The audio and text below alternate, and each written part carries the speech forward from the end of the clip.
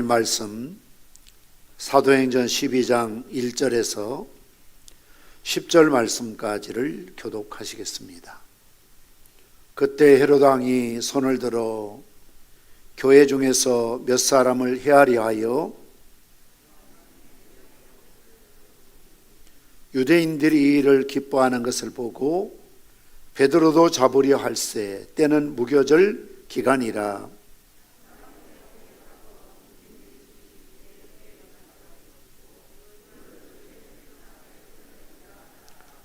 이에 베드로는 옥에 갇혔고 교회는 그를 위하여 간절히 하나님께 기도하더라.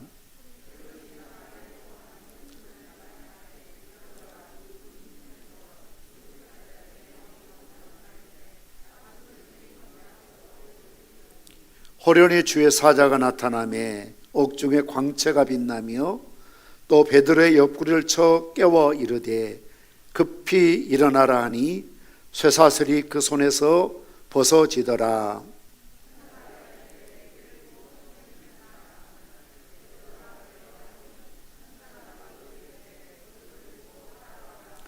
베드로가 나와서 따라갈새 천사가 하는 것이 생시인 줄 알지 못하고 환상을 보는가 하니라.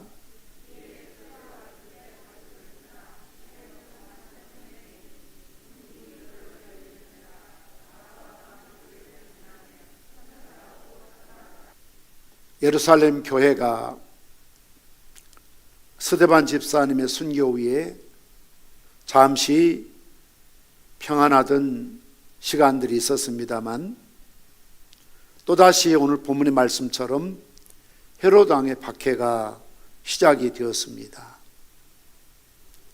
이전의 박해는 유대교 교권주의자들이 중심에 서 있었다면 오늘 본문에서는 정치적인 박해가 시작되고 있다는 것입니다. 1절 2절 말씀처럼 그때 헤롯 왕이 손을 들어 교회 중에서 몇 사람을 헤아려 하여 요한의 형제 야고보를 칼로 죽이니라고 시작을 하고 있습니다. 12 제자 중에 최초의 순교자가 나옵니다. 예수님께서 각별하게 사랑하셨던, 그래서 항상 성경에는 베드로, 야고보, 요한, 특별히 이 세 제자는 선택받은 12 제자 중에서도 선택받은 소위 하이 레벨이라고 하죠. 그래서 변화산이라든지 예수님께서 기도하실 때에도 특별히 세 제자를 따로 이렇게 세우실 만큼 예수님이 각별하게 아끼고 사랑하셨던 3명의 제자가 베드로, 요한, 야고보였습니다. 야고보는 세베대 아들로서 요한의 형이기도 하지요. 바로 이 야고보가 헤롯의 손에 의해서 순교를 당하고 말았습니다. 성경에는 헤롯이라는 왕의 이름이 5명이 등장합니다. 모두 다 교회와 성도들을, 예수 믿는 사람들을 박해했던 그런 특징을 가지고 있습니다.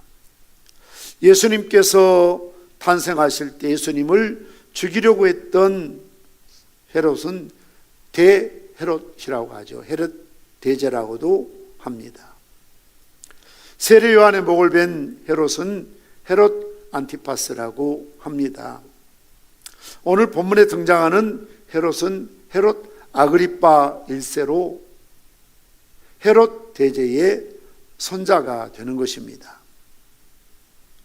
헤롯 아그리파는 철저한 기회주의자였습니다. 팔레스틴 외에서는 철저한 헬레니스트, 원래 그는 이방인입니다만 그 할아버지가 할례받고 유대교를 믿는 그런 인물이었지요. 또 유대 나라에서는 유대교 의식에 열심히 있어서 당시에 바리새파들의 지지를 받기도 합니다. 이러한 헤롯이 왜 갑자기 교회를 핍박하고 특별히 예수님께서 그렇게 아끼고 사랑했던 예루살렘 교회의 베드로와 야고보와 요한이 기둥 같은 그런 역할을 하고 있었는데 야고보를 그렇게 죽였을까요? 그리고 왜 베드로를 잡아서 옥에 가두어서 유월절이 지난 다음에 사람들 앞에 끌고 나오겠다는 것은 베드로를 죽이려고 지금 계획을 세우고 있을까요? 3절 4절에 바로 그 답을 우리는 얻을 수가 있습니다. 3절 4절 말씀 띄워주시죠. 방송실 우리 같이 읽겠습니다. 시작. 유대인들이 이 일을 기뻐하는 것을 보고 베드로도 잡으려 할새 때는 무교절 기간이라 잡음에 옥에 가두어 군인 내식인 네 배에 맡겨 지키고 유월절 후에 백성 앞에 끌어내고자 하더라.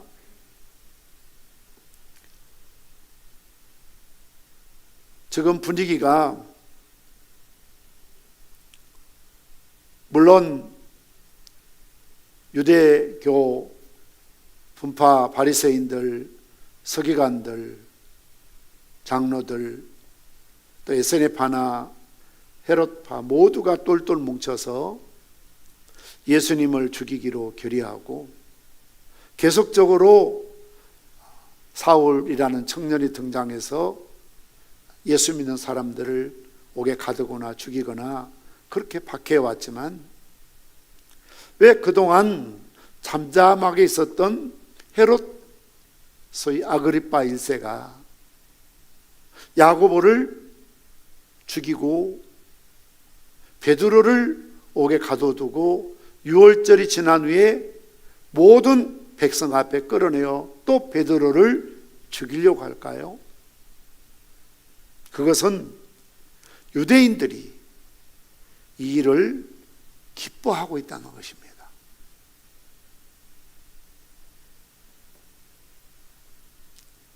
왜 유대인들이 이 일을 기뻐하고 있을까요?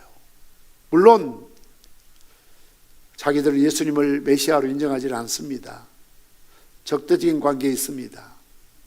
그러나 우리가 앞서 말씀을 통해서 배웠던 것처럼 갑자기 유대인들이 극렬하게 나서서 헤롯을 충동해서 교회를 박해하고 특히 교회의 지도자인 제자 가운데 야고보를 잡아서 소위 참수시키는 거죠. 칼로 베어서 목을 베어서 죽이는 거죠. 이렇게 돌변한 이유가 뭘까요? 그것은 예루살렘 교회가 베드로의 친이방적 행위를 승인하고 난 이후에 일어난 사건입니다. 그렇게 유대인들은 이방인들을 개처럼 취급하고 지난주에 말씀드렸던 것처럼 그냥 식사 교제가 우리가 생각하는 그냥 밥을 먹느냐 안 먹느냐 그런 차원이 아니잖아요. 유대교의 전통에 따라 율법에 따라 짐승도 잡아야 되고 또 먹을 수 있는 정한 고기가 있고 음식이 있고 먹어서는 안 되는 부정한 음식이 있고 식물이 있지 않습니까? 이방인들은 안 가리고 먹잖아요. 피채 먹잖아요. 돼지고기도 먹잖아요. 그렇기 때문에 유대교를 믿는 유대인들의 입장에 봤을 때는 하나님이 먹지 말라 한 부정한 것을 먹는 사람, 가리지 않고 마음껏 자기들 식탐대로 먹고 싶은 대로 구별 없이 먹고 있는 이방인들의 그 식사에 함께 참여한다는 것은 하나님의 율법에 대한 도전이라고 보는 것이죠. 그래서 절대 이방인의 식탁에 유대인이 앉아서도 안 되고 먹어서도 안 되고 참여해서도 안 되는 겁니다. 그러나 앞서 말씀드린 것처럼 고넬료의 집에 가서 베드로가 함께 식탁 교제를 하고, 그리고 예루살렘 교회가 이런 문제가 왔을 때 승인을 해주잖아요. 하나님이 하신 일을 내가 감히 누구기에 막을 수가 있느냐, 하나님이 깨끗한 것을 내가 감히 누구기에, 우리가 누구기에 그걸 부정하다고 할 수가 있느냐, 이런 결정을 내려요. 그러니 이것은 초기 예루살렘 기독교 공동체뿐만 아니라 바리새인들, 서기관들, 유대교를 전통적으로 믿고 따르는 그들의 입장에 봤을 때는 도무지 허락할 수 없는, 인정할 수 없는 엄청난 일을 초기 예루살렘 교회가 승인해 준다는 거죠. 그래서 저들을 더 이상 놔두었다가는 유대교뿐만 아니라 유대인의 자체가 근간이 흔들 수밖에 없다는 불안을 갖게 되는 것이죠. 이건 말도 아니다. 예수님 문제가 아니고 이방인에 대한 교회가 대응하는 그런 태도나 결정은 바리새인들의 입장, 유대교 입장에서는 도무지 상상할 수 없는 일을 교회가 승인하고 허락하고 용인하고 만다는 거죠. 이런 분위기를 헤롯은 정치꾼이었기 때문에 이런 여론을 감지하고 있었죠. 그래서 이게 절호의 기회일 수 있다. 지금 내가 원래 우리 조상들이 이방인이었기 때문에 다 알고 있잖아요. 얼마나 유대인들이 이방인들을 싫어하고 미워하고 개처럼 취급하고, 그래서 대대로 이제 유대교를 믿고 있지만 그러함에도 불구하고 아직까지도 헤롯에 대해서 부정적인 이미지가 강할 수밖에 없는 상황에서 내가 어떤 일을 하면 유대교를 믿는 저들이 나를 지지할 수 있을까? 이것은 교회를 박해하는 것이, 핍박하는 것이 이제 나를 반대하고 반감을 갖고 있고 나한테 부정적인 생각을 갖고 있는 사람들의 여론을 무마할 수 있는 절호의 찬스라고 생각하는 거죠. 이게 정치꾼들이 하는 일이죠. 정치는 여론에 따라서 영원한 적도 없고 영원한 동지도 없죠. 나에게 유익이 되면 하루아침에 태도를 바꿀 수 있는 게 정치의 세계죠. 그래서 유대인들이 야고보를 죽이는 것을 보고 너무 좋아하는 겁니다. 기뻐하는 겁니다. 그래서 내친 김에 베드로도 예수님의 가장 수제자라고 할 수 있는, 예루살렘 교회의 당회장이요 담임 목사라고 할 수 있는 베드로를 잡아서 옥에 가두는 일을 헤롯이 앞장서서 하고 있는 것을 볼 수가 있습니다. 한마디로 정치적인 이유로 야고보와 그리고 베드로를 또한 잡아서 죽이려고 혈안이 되어 있는 것을 볼 수가 있습니다. 헤롯 왕은 예루살렘 교회 지도자들을 박해함으로써 유대교라는 민족주의적 적대감을 갖고 있는 유대인들에게 소위 환심을 사기 위해서, 호감을 얻기 위해서, 그들의 인기를 누리기 위해서 기독교를 박해하기 시작한다는 겁니다. 역사 속에서 사실 기독교는 정치적인 이유 때문에 박해를 받은 것이 너무나 많이 있었습니다. 그 대표적인 한 가지 예가 있다면 로마의 네로 황제입니다. 네로가 봤을 때는 로마의 구시가지가 너무나 낡고 또 자기 마음에 들지 않아서 일명 또 시를 쓰는 시상을 떠오르게 하기 위해서 무모한 짓을 저지르죠. 구시가지에 불을 지르는 겁니다. 불이 나자 노마시 전체가 화염에 쌓이지요. 집만 타는 것이 아니라 많은 사람들이 화재로 목숨을 잃습니다. 그래서 노마의 백성들이 원성이 자자합니다. 이 일에 네로를 지탄하고 있습니다. 지목하고 있습니다. 사실 네로가 사람을 시켜서 불을 질렀거든요. 그러자 네로는 희생양을 찾잖아요. 어떤 일이 생기면 희생양을 찾아요. 네로도 아주 영특한 사람이죠. 기독교인들은 마지막 세상이 불로 심판한다는 것을 알고 있었습니다. 그래서 책임을 전가시키죠. 예수 믿는 사람들이 마지막 심판, 불의 심판을 말하여 있는데 결국 우리가 그들을 미워하니까, 증오하니까, 로마가 기독교를 박해하니까 복수의 눈이 멀어서 로마 시가지에 불을 질렀다. 헛소문을 퍼뜨리는, 유언비어를 퍼뜨리는 거지. 그러니 성난 군중들은 흥분된 상태니까 내 집이 불타고 내 남편의 자식들이, 어린아이의 가축들이 다 불타고 빈털터리가 되고 어마어마한 이런 참 상처를 안게 되니까 물불 안 가리지요. 그래서 어떻게 합니까? 예수 믿는 사람들을 닥치는 대로 잡아다 죽이는 겁니다.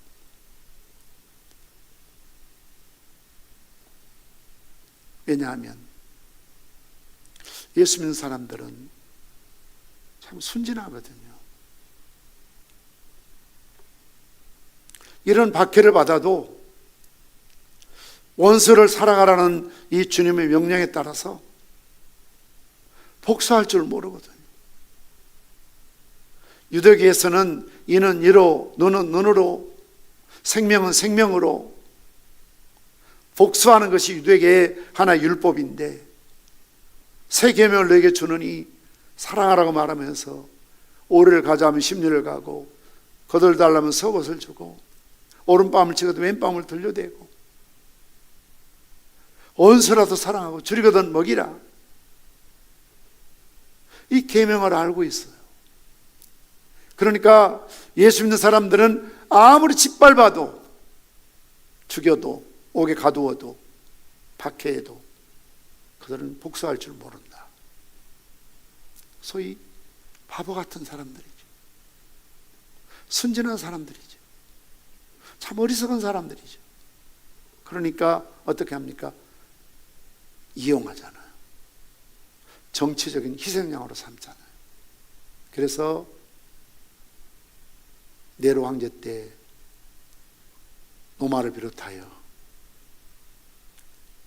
로마가 지배하고 있는 전 영역에 예수 믿는 사람들을 무조건 잡아다가 죽였습니다.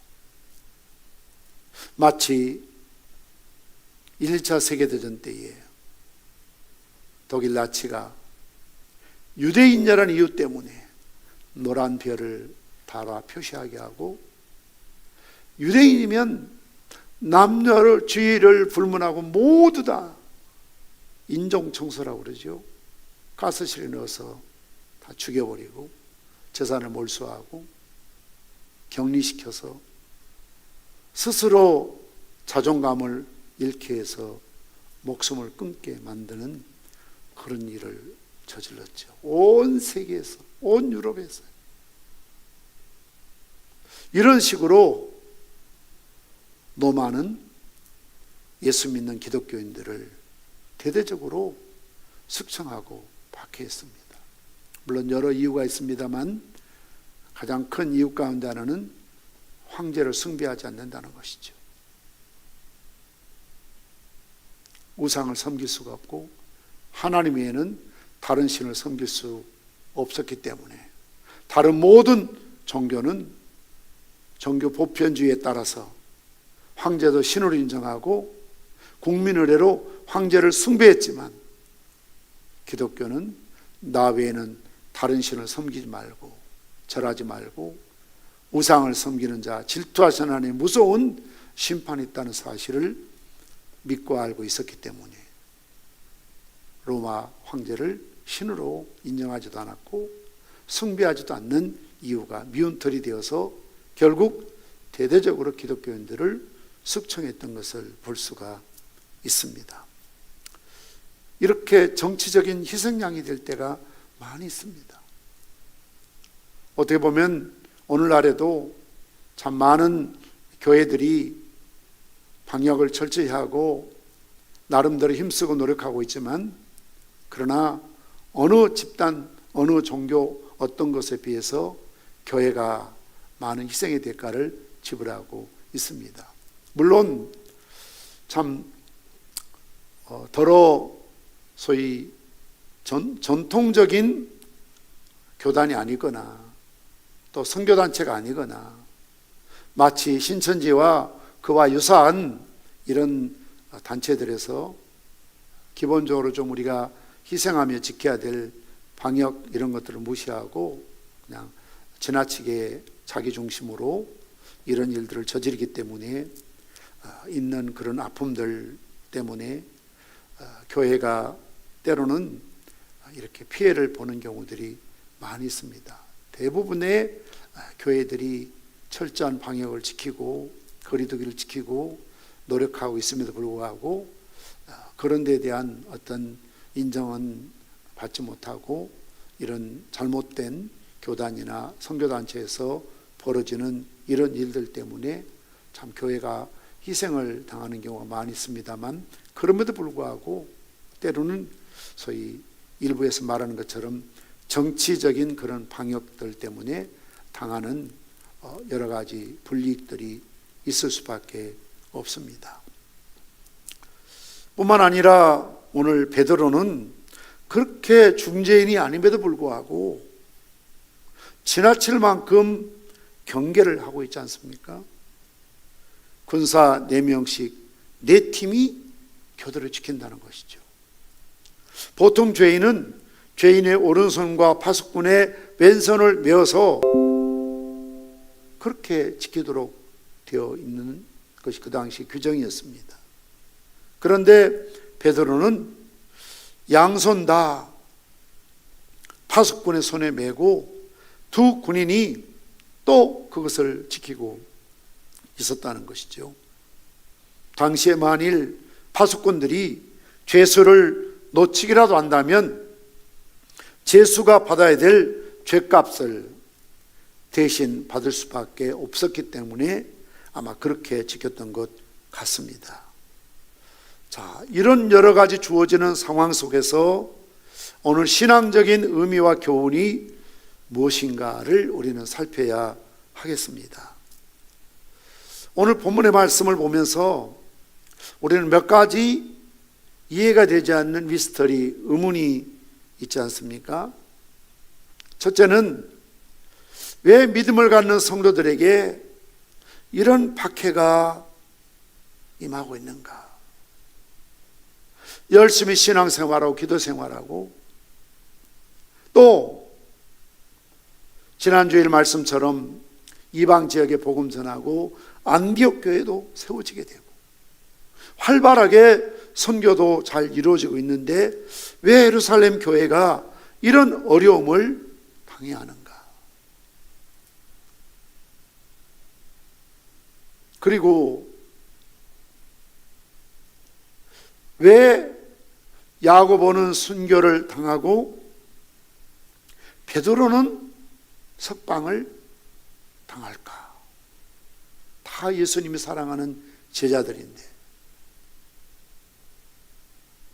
우리 주님이 야고보도 순교당하지 않도록 얼마든지 살리실 수 있었을 텐데 야고보는 한 줄로 헤로스에서 순교를 당했다라고 짤막하게 기록으로 끝나고, 그리고 베드로는 옥에 갇혀 있었더니 온 교회가 기도하였더니 천사가 내려와서 잠들어 있는 베드로를 깨우고 결국 살려냈을까?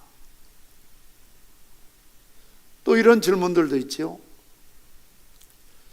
베드로가 설교했더니 3,000명이 회개하고 돌아왔는데 왜 스데반 집사님이 그 정말 복음적인 설교했는데 그 설교를 듣는 사람들이 이를 갈고 돌을 들어서 스데반을 그 자리 현장에서 죽여서 순교를 당하게 하시는 것일까?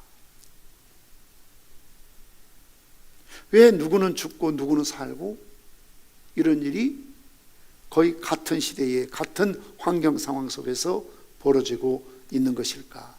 스데반은 순교를 당하고 야고보도 순교를 당하고 베드로는 옥에서 살아나고 설교를 통해서도 회개하고 3천 명이 돌아오는 이런 일들이 왜 벌어지는 것일까? 우리의 관점에서 답이 잘 없어요. 이걸 우리 주일 학생들이 엄마나 아빠에게 묻는다면 그들에게 명쾌하게 스데반이 죽을 수밖에 없는 이유는 이런 이유고 야고보가 죽을 수밖에 없는 이유는 이런 이유고 우리 예수님께서 죄의 천사를 보내어서 베드로 옥에서 살려내시고 베드로 설교를 통해서 회개하고 돌아오게 하는 이런 반전의 역사를 일으키는 이유는 이런 이유 때문이야 라고 명쾌하게 설명해 줄 수가 없어요. 이것은 저도 여러분들에게 답을 드릴 수가 없어요.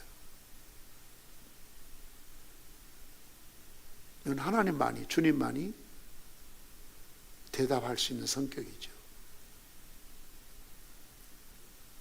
그래서 이런 어떤 미스터리, 이런 상황에서 때로는 똑같은 죽을 병인데 누구는 기적적으로 살아나고 누구는 죽기도 하고, 정말 가난하게 산 사람들이 어떤 사람 열심히 기도했더니 하나님 부하게 하시기도 하고, 또 어떤 사람 여전히 가난이라는 십자가 멍에 속에 힘들게 살아야 하고, 오늘날도 마찬가지입니다. 하나님이 왜 내 기도는 듣지 않으실까? 하나님이 왜 저 사람은 저렇게 사랑하시고 축복하시고 건강도 가정도 자녀도 사업도 잘 되게 하시는데 왜 하나님이 나는 이렇게 가난하고 병들고 힘들고 어렵게 생활하게 하실까? 내 탓일까? 부모 탓일까? 또 한편 그러면 베드로는 교회가 열심히 기도했기 때문에 하나님이 그 기도를 들으시고 살리시고, 틀린 말은 아니죠. 야고보가 잡혀갔을 때는 교회가 기도하지 않았기 때문에 그럼 순교를 당했을까?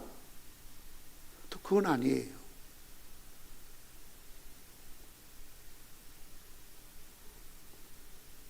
그래서 우리는 이것을 지난 주일에 말씀드린 것처럼 마치 요셉에게 일어났던 것처럼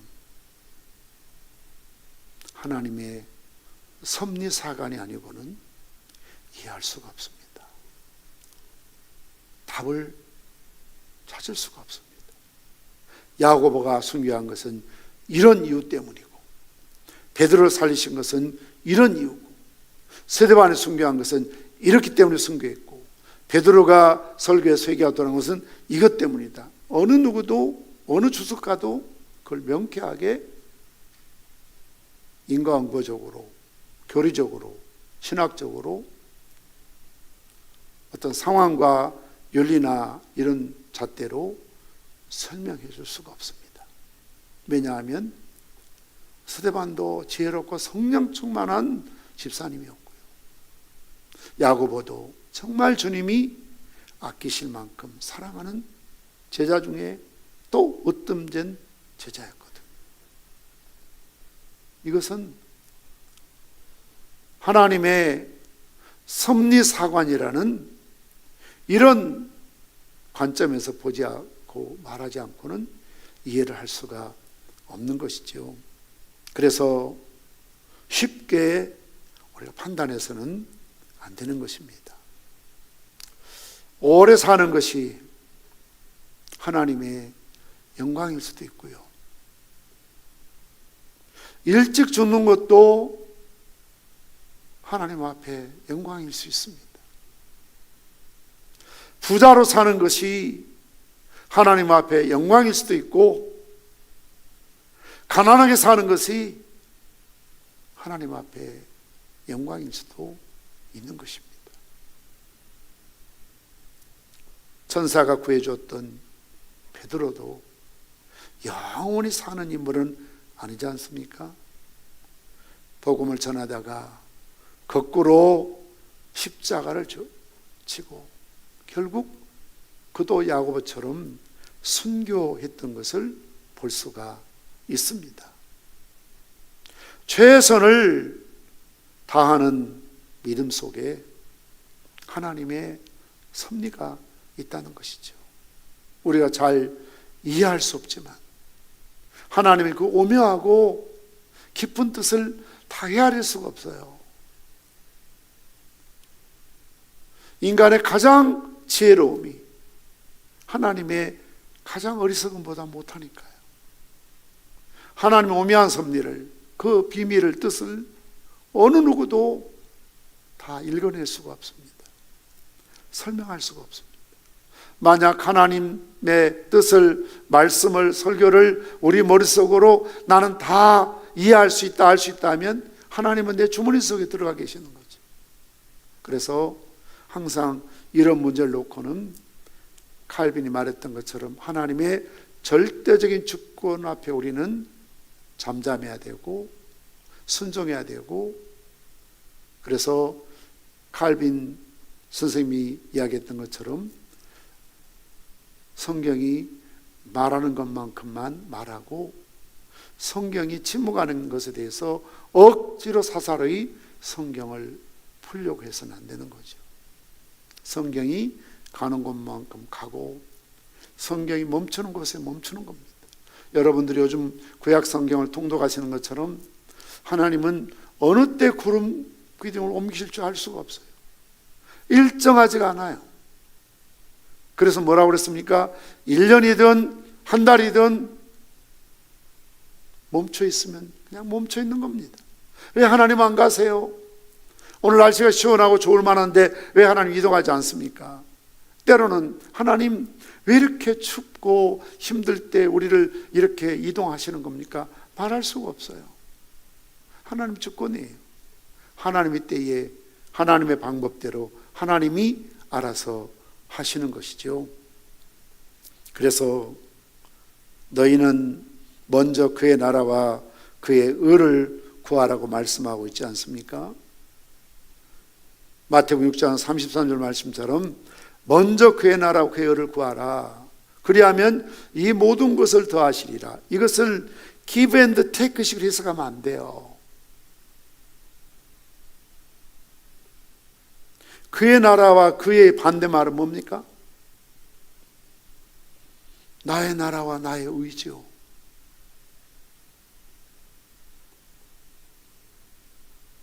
그의 의란 도덕적인 선함을 말하는 것이 아닙니다.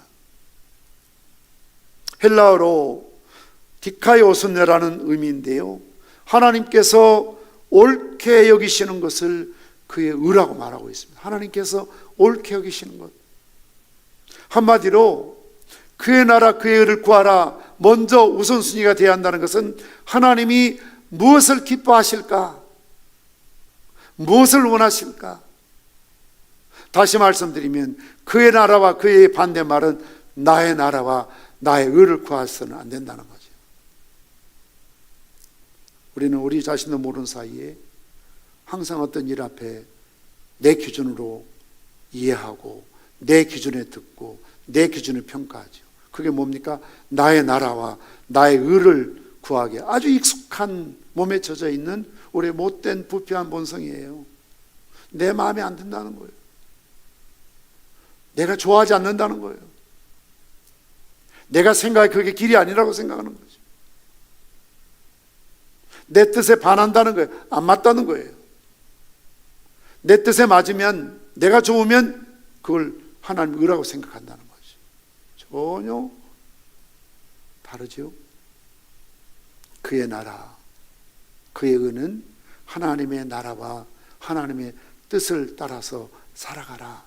그러면 이 모든 것들을 더해 주신다는 그런 논리죠. 다시 말씀드리면 어떤 상황에서도 네 나라 구하지 말고 네 뜻을 구해서는 안 된다는 거죠.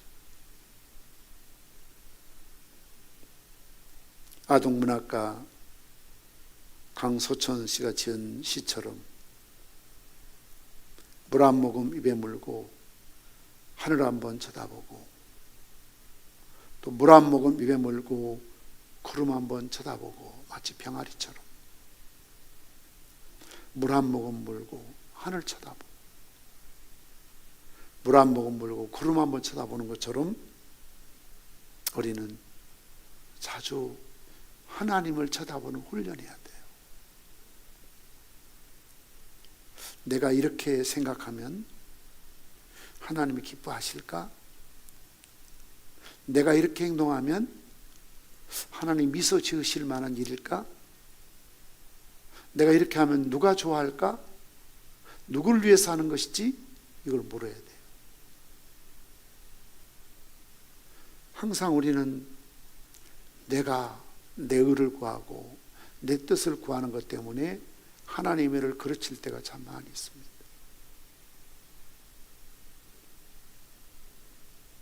철저한 하나님의 주권 앞에, 섭리 앞에 내가 때로는 이해하지 못할 일이라도 스데반에 순교한 것도 하나님께 영광이고요.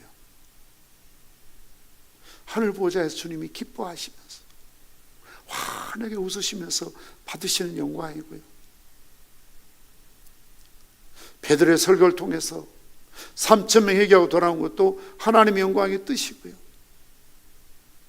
인간적인 관점에서 그렇게 주님이 아끼시던 야고보 제자가 사도가 순교하는 것이 교회나 이해 당사자 가족들에게는 기가 막힌 일이지만 왜 이런 일이 있을까 이해가 안 되는 일이지만 그 또한 하나님의 영광을 드러내는 일이고요.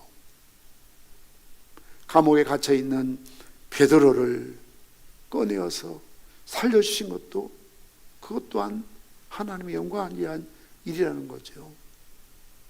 인간응모론적인 윤리적인 잣대로 어떤 행위로 그 무엇인가로 그렇게 설명할 수 없는 부분이 많아요. 그래서 바울이 말했던 것처럼 살아도 주님을 위해서, 죽어도 주님을 위해서, 먹든지 마시든지 무엇을 하든지 하나님의 영광을 위해 살아. 하나님의 영광을 위한 거죠.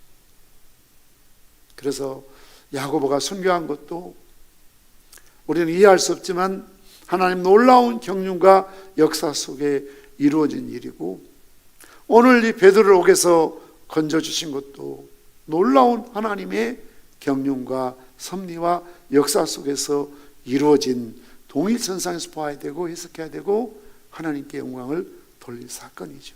이것은 불행한 일이고, 이것은 다행한 일이고, 이것은 잘된 일이고, 이것은 잘못된 일이고 단죄할 수가 없고 정죄할 수가 없다는 것이죠.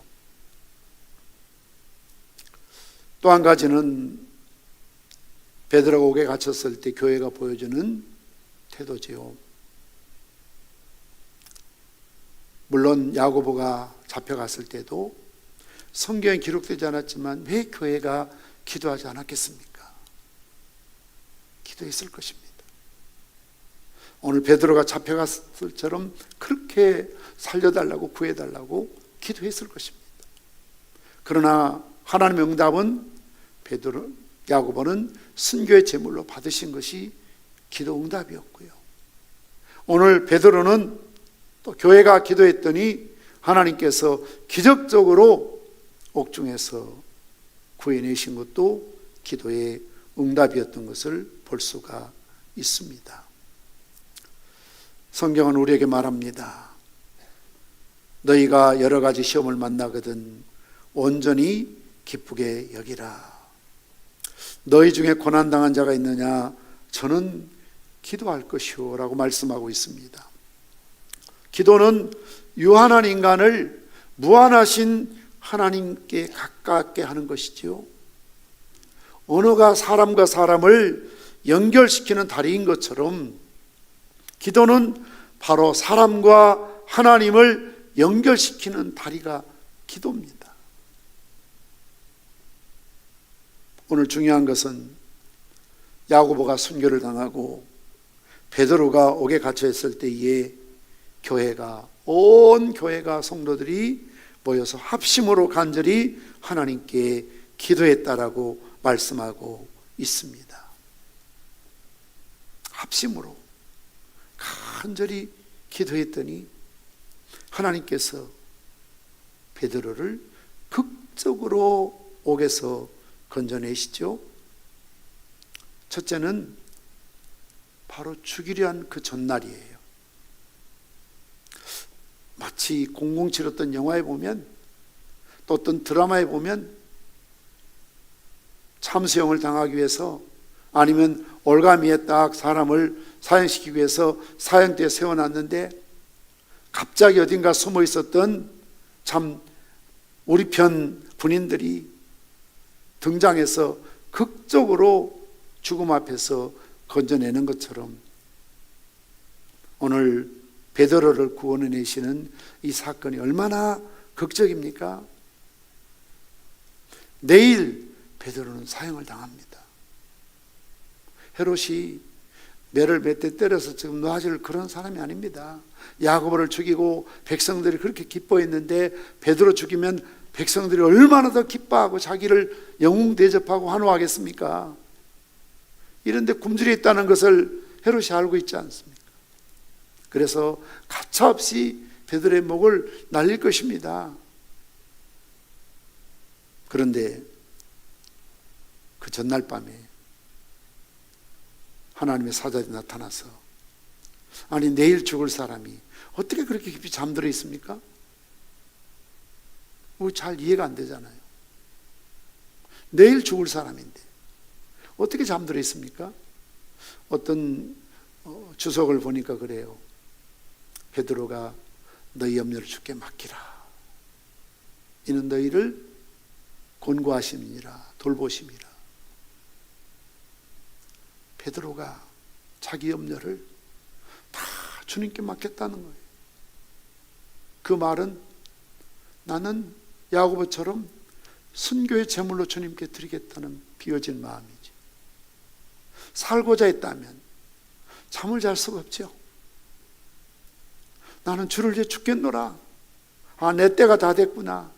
나도 내 형제 야고보처럼 이제 주님께 갈 날이 머지않았구나. 하나님이 나를 마지막 미말에 두셨구나. 내일이면 나도 주님 품 안에 안기겠구나. 이런 마음에 주님을 향한 신뢰가 없다면 잠을 잘 수가 없지요. 내일 내가 죽으면 어떡하지?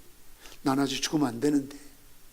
이런 불안한 마음 갖고 있다면 절대 그렇게 깊이 잠들어 있을 수가 없는 것이죠. 그러나 그의 고백처럼 내 염려를 다 주께 맡기라. 이는 너희를 돌보심이라, 권고하심이라, 이 말씀대로 살았던 베드로였기 때문에 그런 상황에서도 깊이 곤히 잠들어 있어요. 옆구리를 툭툭 발로 찰 정도로. 일어나라니 일어나 보니 쇠고랑이 풀리고요.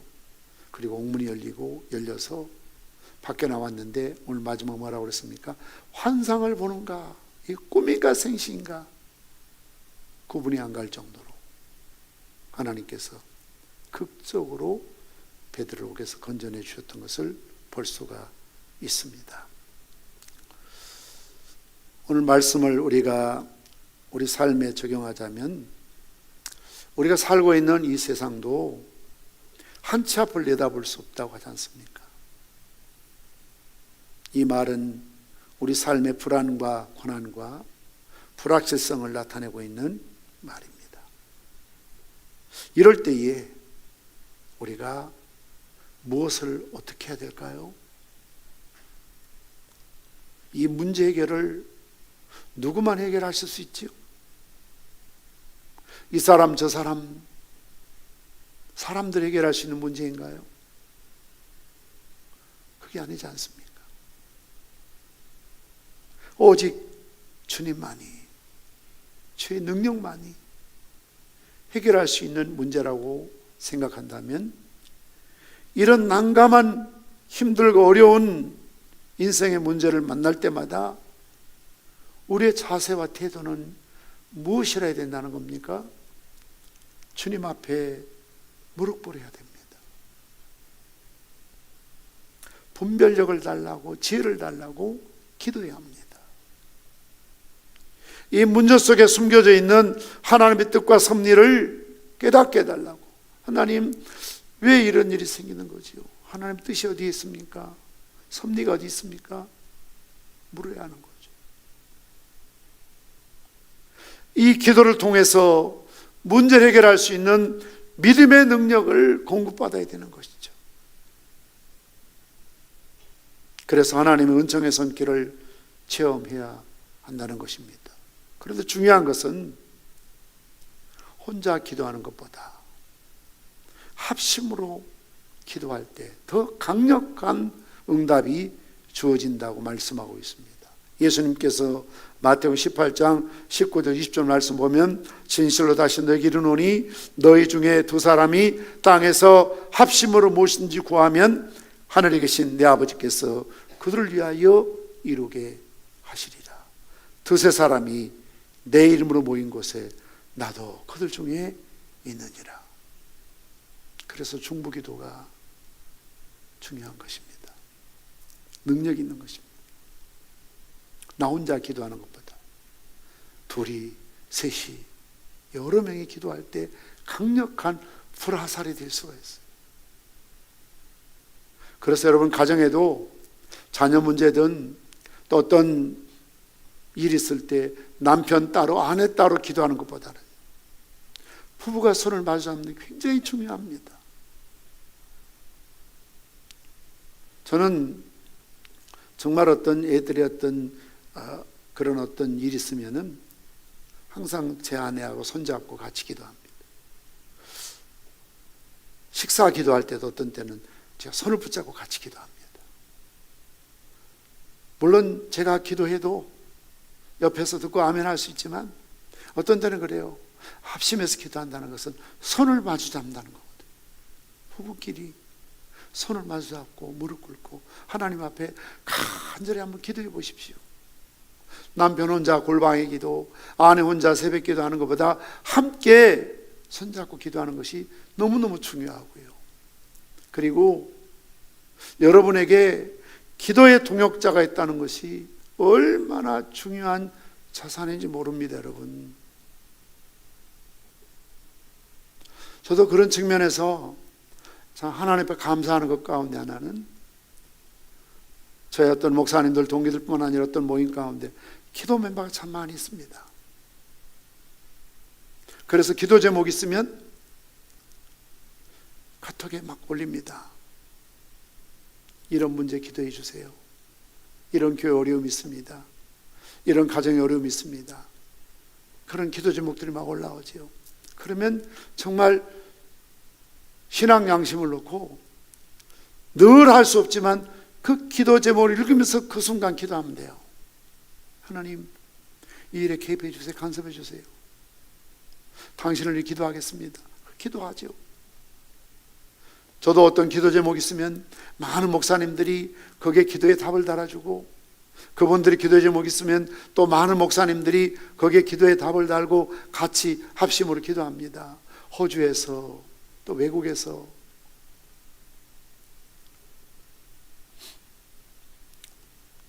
지난주일 제가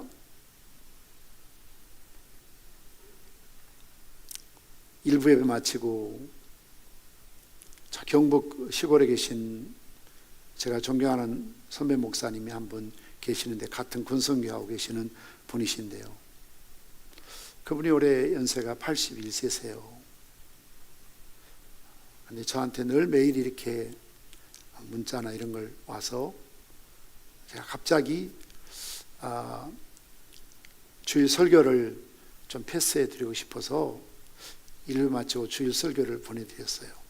그런데 받자마자 저한테 발레니스트 파가니니 또 그런 어떤 내용, 설교 내용을 바로 요약해서 올라오는 겁니다.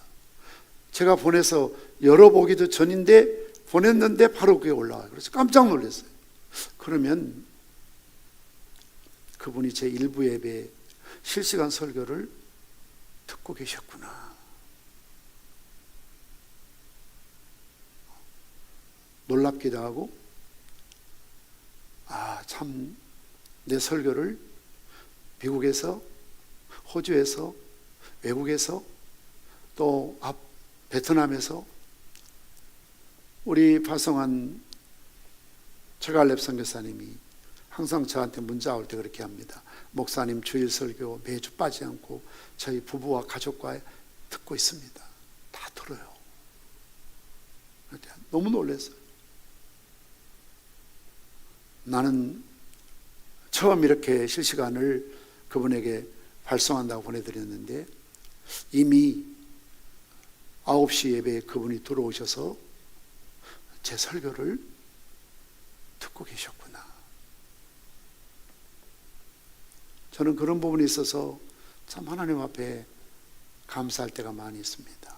우리 교인들도, 우리 장로님들도 참 담임 목사님 위해서 기도를 많이 해주고 계시지만 우리 교회 밖에도 우리 동기들 또 우리 그런 참 또 좋은 모임들, 형제들 모임들, 친구들 이런 모임들, 신학교로 따지면 다 제 대선배지요. 그래도 나이로 따져서 이렇게 좋은 모임들이 있습니다. 그런 분들이 늘 위해서 기도해 주시고 정말 저를 위해서 늘 빼놓지 않고 기도하는 그런 모습들을 생각할 때 너무너무 감사하죠. 여러분들에게 어떤 어려움이 있을 때 교회 영적 지도자 담임 목사를 비롯해서 여러분의 그런 기도를 같이 해줄 기도의 동역자가 있습니까? 행복한 사람입니다. 그런데 여러분이 힘들고 어려울 때 아무도 나를 위해서 기도해 줄 사람이 없습니까? 죄송하지만 불행한 사람입니다. 오늘 베드로가 옥에 갇혔을 때 담임 목사님을 위해서 온 교회가 하나님 앞에 기도하고 있습니다. 행복한 베드로입니다. 물론 베드로 기도했겠지요. 그런데 오늘 본문의 말씀 보니까 베드로는 깊이 잠들어 있어요. 온 교회는 지금 철야하며 하나님 앞에 부르짖고 기도하고 있는데 베드로는 자고 있어요. 편안해서 염려를 맡겼기 때문에 잠들어 있을 수 있겠지요. 그러나 바로 온 교회가 기도할 때 하나님이 천사를 보내셔서 극적으로 옥에 있는 베드로를 건져내시는 이런 모습을 보면서 참 베드로가 얼마나 나중에 이 사실을 알고 기뻐하고 행복했을까. 나를 위해서 누군가가 기도하는 사람이 있구나. 새벽 3시에 일어나서 늦은 시간에 엎드릴 때마다 개인적으로 빈말이 아니라 연세 드신 권사님들이 늘 저한테 그런 이야기 합니다. 목사님, 제가 기도하고 있습니다. 저는 액면도로 믿어요. 정말 사실이니까. 지금도 저를 위해서 우리 교회 밖에서도 기도하고 계시는 권사님들이 많이 계시고요. 우리 목사님들, 가족은, 형제는 물론이고 우리 동기들, 참 그런 부분에 있어서 참 하나님 앞에 저는 매우 행복한 목사요, 감사할 수밖에 없지요. 원컨대 여러분들에게 힘들고 어려운 일이 있을 때에 정말 누군가가 내일처럼 기도할 수 있는 기도의 동역자가 있다면 얼마나 행복한지 모릅니다. 그런 기도를 하나님이 듣기를 원하시고 합심해서 그렇게 기도할 때 강력하게 역사하시고 응답해 주실 줄 믿습니다. 그리고 여러분들도 중보기도실로 들어오셔서 방역 철저히 하고 있습니다. 들어오셔서 사랑하는 성도들의 눈물과 아픔과 힘든 일, 병들었을 때, 답답했을 때 여러분들이 꼭 기도로 동역해 주십시오.